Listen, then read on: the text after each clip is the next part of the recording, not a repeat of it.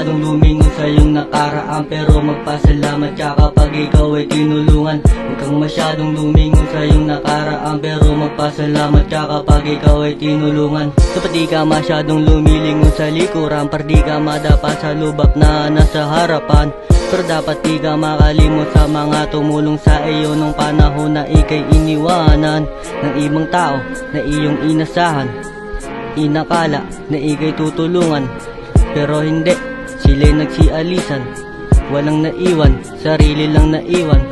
Mabait na karanasan ang aking naranasan mula sa aking nakaraan. Pero ito'y nagturo sa akin kung paano bumangon at maging malakas sa harapan ng kalaban.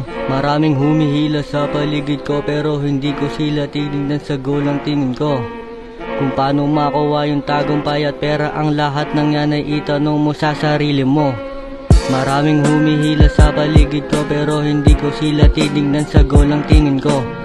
Kung paano makuha yung tagumpay at pera, ang lahat ng yan ay itanong mo sa sarili mo.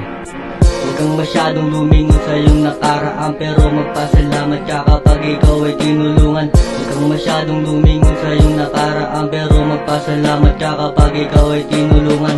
Paglingon, madali na lang isipin yan. Kung marunong tumanaw sa iyong nakaraan, dating nagawa mong trabaho't paraan, ngayon ang siyang rason kung bakit merong parangal. Mga negatibo'y gawin mong inspirasyon, huwag kang magpapatalo, focus lang sa direksyon. Ano mang tatahakin na destinasyon, ipagpaliban mo muna ang salitang selebrasyon. Ialis sa isip ang ating pangamba, na lahat ng to hindi magagawa. Pagdating sa dulo, sino bang matutuwa? Yun ang mga taong suporta at dinawala. Kung takot papairalin, walang mapapala. Bumangon, wag indahin ang iyong pagkadapa.